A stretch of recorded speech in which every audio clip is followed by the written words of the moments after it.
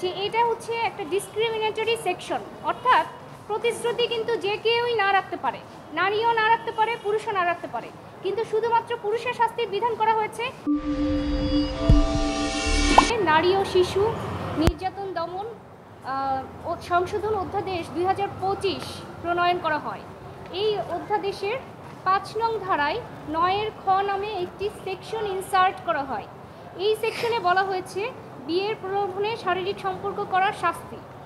এই সেকশনের মূল কথা হচ্ছে, যদি কোনো পুরুষ কোনো নারীকে বিয়ের প্রলোভন দেখিয়ে শারীরিক সম্পর্ক করে, তাহলে সেই পুরুষের 7 বছর সশ্রম কারাদণ্ডে দণ্ডিত হবেন এবং অর্থদণ্ডেও দণ্ডিত হবেন এবং উভয় দণ্ডেও দণ্ডিত হবেন।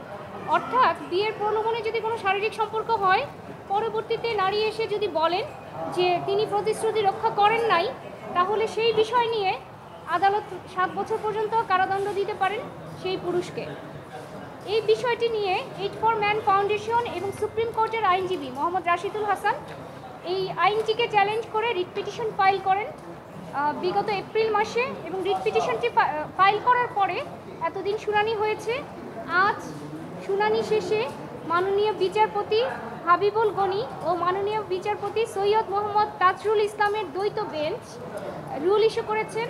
রুলের মূল কথাটা হচ্ছে যে এই যে নারী ও শিশু নির্যাতন দমন অধ্যাদেশ 2025-এর মাধ্যমে যে ইনসার্টেড যে সেকশন 9 খ, অর্থাৎ বিয়ের প্রলোভনে শারীরিক সম্পর্ক, এখানে যে পুরুষের যে শাস্তি বিধান রয়েছে 7 বছরের, এটি কেন অসাংবিধানিক নয় এবং কেন এটি স্ট্রাক ডাউন করা হবে না। এই কারেকশন মানে আসলে এই শাস্তিটা শুধু পুরুষের ক্ষেত্রেই কি প্রযোজ্য? এই শাস্তি শুধুমাত্র পুরুষের ক্ষেত্রেই প্রযোজ্য।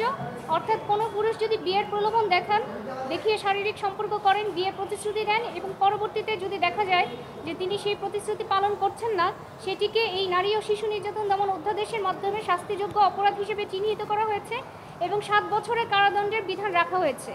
এবং এখানে একটা বিষয়, সেটা হচ্ছে যে এটা হচ্ছে একটা ডিসক্রিমিনেটরি সেকশন, অর্থাৎ প্রতিশ্রুতি কিন্তু যে কেউই না রাখতে পারে, নারীও না রাখতে পারে, পুরুষও না রাখতে পারে, কিন্তু শুধুমাত্র পুরুষের শাস্তির বিধান করা হয়েছে। এবং এখানে কিন্তু বিবাহিত অবিবাহিত কারো বিষয়ে আলাদা করে কিছু বলা হয়নি। এখন দেখা যেতে পারে যে একজন বিবাহিত নারী যিনি 2-3 সন্তানের মা, তিনিও দেখা যেতে পারে প্রতারণা করে আরেকজনের সাথে চলে গেছে, তারপরে বলবে আমাকে বিয়ের প্রলোভনে শারীরিক সম্পর্ক কেন করলো।